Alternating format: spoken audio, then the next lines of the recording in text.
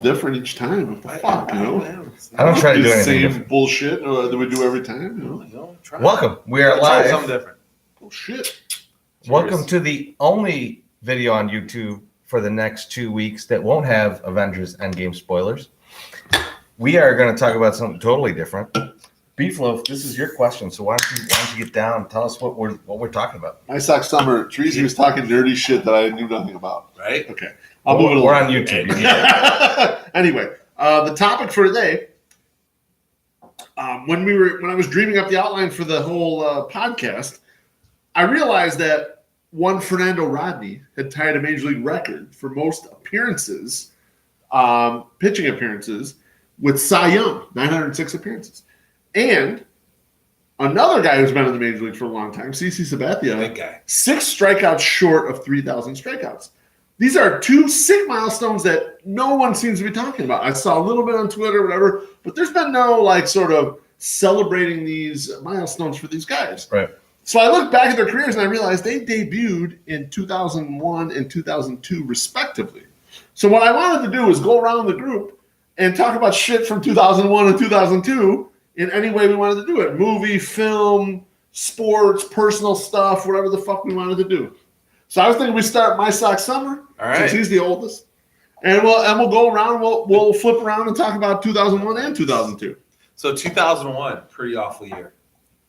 They had 9/11. It's a rough year. And I also didn't get that job making covers for porn videos that were So, I mean, We remember. Yeah. One of the first, was that the first podcast? It didn't, yeah. I think it was the first podcast. It If you haven't started listened, off really well. Go back and listen to that first podcast. We'll tell you all about 9/11. There was some There's no really good question. movies, though, in 2001. Mulholland Drive. I Yeah? really liked that. Training Day was another favorite. Ooh, that you I like to liked. get what? Yeah, that was a good one. And Silent Bob and Jay Strikes Back was also a 2001 Yeah, favorite of myself. not great.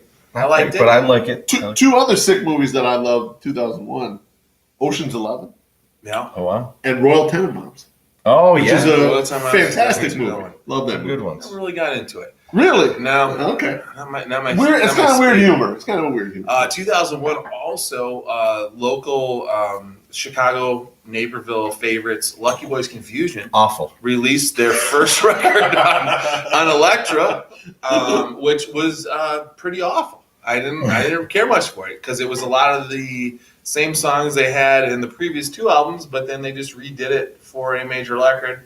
And then their hit song was not Boss Man was not that good.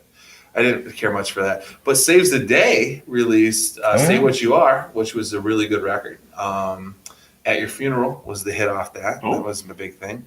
But the biggest event, because I read this question as what was a big event that changed, a lot of things, or was a big thing, other than the all the bad shit. Apple released the first iPod in 2001. Oh, wow. And the first iPod paved the way for the iPhone, and it paved the way for a lot of streaming services, not streaming, but downloading services. Napster got shut down in 2001 too. Oh, shit. I found out.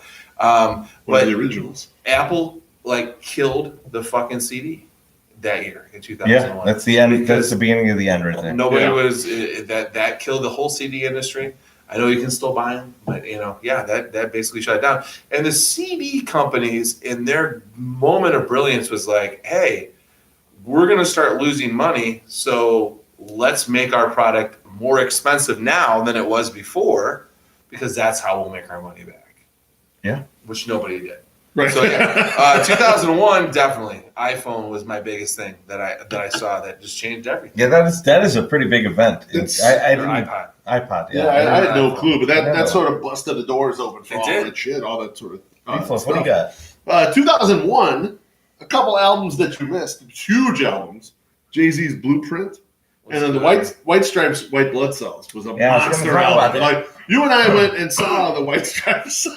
Well, maybe we'll Yeah. talk about that on some other That's podcast. a- It's different- it's a different fun topic. experience. Good times though. Tons of stuff in sports though. The XFL shit their Yes. pants. They shit right down their leg in front of all of us. I can still remember, Treasy, we're at your apartment in Bucktown in Armitage, It's the first week of the XFL. We're pumped up. There's 25, 30 people in your apartment. We're going to watch the game. We're going to watch the Chicago game. We want to watch the Chicago We game. thought. Yeah. But that's not how the XFL did it. It wasn't televised here. Chicago game was not televised in Chicago. And we're all like, well, what the fuck? We don't want to watch whatever this is. We want to watch our team play. And then it happened on. Yeah. You knew early on that they fucked up enough shit that it wasn't going to work out quite that well. 2001 was also the year that if you helped commit a murder and then you won the Super Bowl with the Baltimore Ravens, everything's okay. You don't got to worry about nothing. And then you can go on TV and tell everyone about morality and how you're this guy, and then you could judge everybody even though you were part of a murder. It's no problem. That's what 2001 was about. Okay? Yeah. Ray Lewis coming of age, killed someone in 2000, and then 2001 wins the Super Bowl, beats the Giants, And then wins it's the fine. Super Bowl, Then it's and fine. then it's fine. No one cares. It's not a big deal anymore. It was Several other big sports things from 2001. The Diamondbacks beat the Yankees juggernaut. I was there. That year. You were there? I was in Arizona when that went down. Beautiful. That was Randy Johnson, Kurt Schilling, Yes. that group, right? Best bootleg T-shirt I ever saw. It takes more than 9 Yanks to beat our Johnson. And then the back was, what was the back? Somebody sucks and Jeter swallows. I can't remember who was the sucks part, but Jeter swallows was definitely Respect. Yes. Also, that was the year that Barry Bonds hit 73. Yeah. He said, I'm going to do as much shit, illegal shit. It wasn't quite illegal back then. Illicit shit. I'm going to get big and pumped up, and I'm going to hit 73 fucking home runs. What he Fuck did y'all. was totally legal within baseball's rules. At that time. 73 counts. Correct. And 2001 in baseball, Ichiro was both the Rookie of the Year and the AL MVP. That's impressive. And he led the M's to 116 wins that season. Not Came out of nowhere and just fucking dominated. not a World Series. Excellent.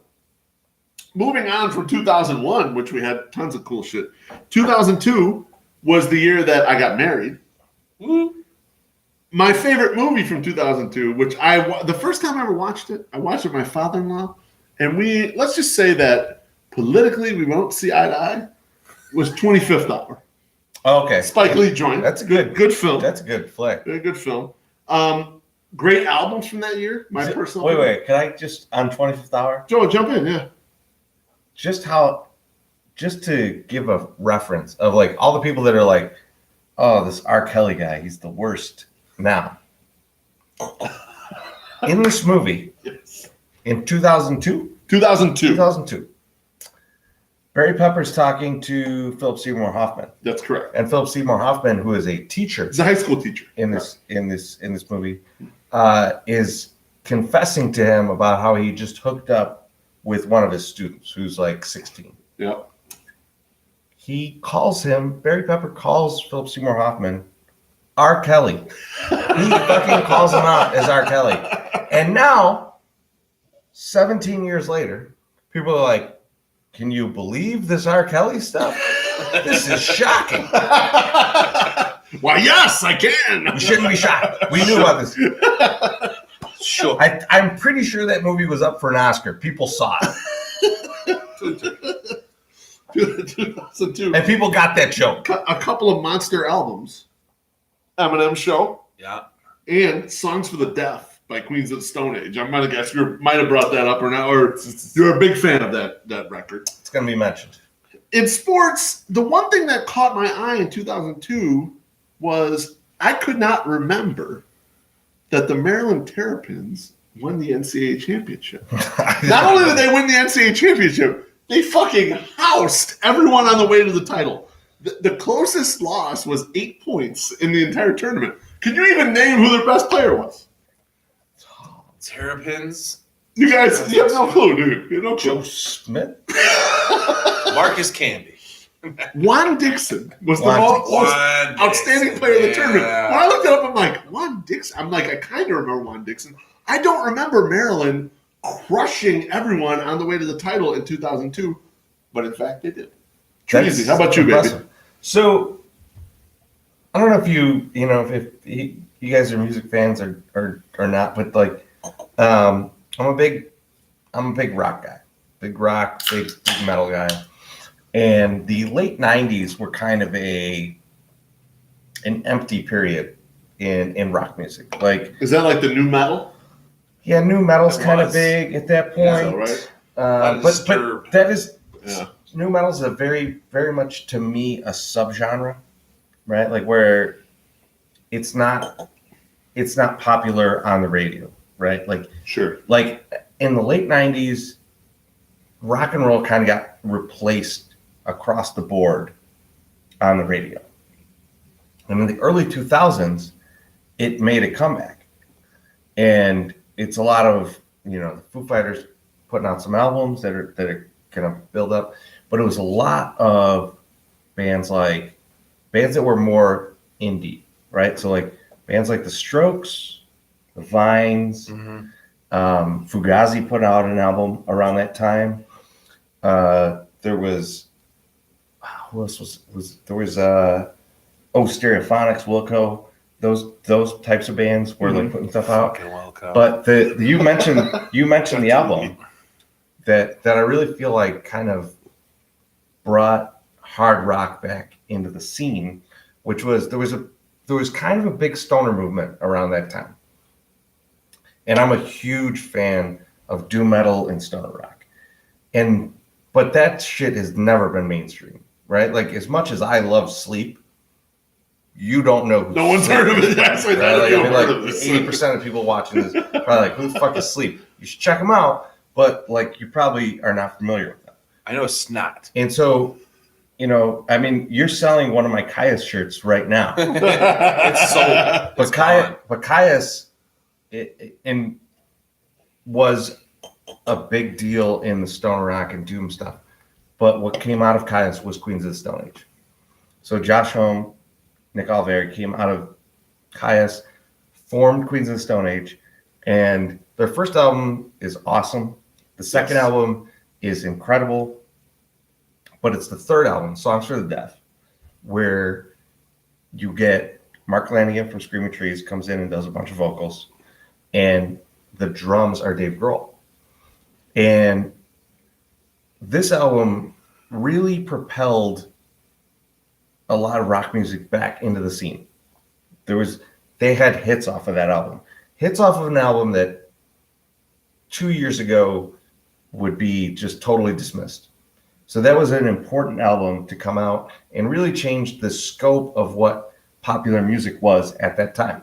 So I really love that album. That's an important album. And special little thing on this is that me and Beefloaf got tickets to go see them at the Metro. The Metro, unbelievably, right? There's 1,000 people. Yeah, in scalped. this place, just It was, 1,000. it was so crowded. It was so crowded. No, we at got- Metro. We Legit paid tickets. Yeah. face- Oh, that was the Face face value. value, Yeah, right? face value. I got Who did you scalp for? that's was that Days of the News show. That's a funny show. That's different. That's This- that's They were popular then too. This I got in right on the thing, and we had 12 people that came with us. We had two. I think me and Vinny Baseball got tickets into that one, and we got as many people as we could in, and legit 35 feet from Dave Grohl beating the Yeah. shit out of the drums. Yeah. Just incredible. Amazing Pretty show. insane. So Grohl toured with them only on the small circuit tour that they did. So there was that finite amount of time where you could go see Queens of the Stone Age with Dave Grohl, Right. and we were We were there. We were there in the Metro, which is a great venue, really tiny place Great place for to see a Yeah, a great show place to that see a big, Yeah. and it was insane. I've never seen that many people in Metro. Like I was this close to everybody else, and it was fucking awesome. And since then, rock music has stayed the course and become part of popular music. Yeah. And it was really, if you think back to that time, just really think back to that time, you didn't see rock music on TV, on like your MTV or everything. No. You didn't hear it on the radio. Well, Hip hop had come on. Hip hop had Since- come on. 2001, 2002, that's changed. But the late 90s were very, very barren for that type of music. And I think the Strokes probably were a big piece, and Queens of the Stone Age really kind of changing people's minds about what popular music was. so you guys, 2002. What's the number one song of 2002 from Billboard's Top 100? I will guess it's a White Stripes or Jay-Z song. Wrong. Everybody guessed Jay-Z. Yeah. More poppy. Kind of. Let's see. Barbie by Aqua. I think That's more pop, 90s. you know? How You Remind Me by Nickelback was the number one song in 2006. And that's what Treasy's Pretty- talking about. Rock music coming back. A lot Pretty of awesome. Eminem. We got a little bit of Pink. And the first band that I don't hate that I've gone through here, I mean, it's taken a long time. I'm down to Five for Fighting. Was it Yeah, this top is all bad. 46? Yeah. You talk about Queens of the Stone Age Wow. sort of moving the needle there. I could remember listening to Greg Kot and Jim DeRogatis' show. What the heck was that thing called? Sound Opinions. Sound Opinions. And I think Matt Spiegel was the producer Which back in is the day. it's still It's still going, online. right? It's still, Still yeah. online. You could still, yeah. But it was actually, I think it was on XRT back then, and it was like 97 or 98, and they used to do their Desert Island Jukebox song for the show, and a lot of great songs they would pick. And one time, Jim DeRogatis picked "Regular John" by Which is Queens of the Stone. It was a great. great song, and I'd never heard any of the stoner rock stuff. And he's like, "The stoner rock thing is great." He mentioned Caius, and I'd never fucking heard of Caius and all this stuff. And I'm in my basement. I'm a sophomore, or junior in college, whatever, listening to this song. I'm like, this is a really fucking good song. And I remember bringing it up too. He was like, yeah, here's 50 albums that do this shit. Well, man. and- But the average guy didn't know what the fuck that in was. 2001, 2002. I mean, I was in a band, and one of the covers we were playing was Regular It was John. Regular John. Yeah.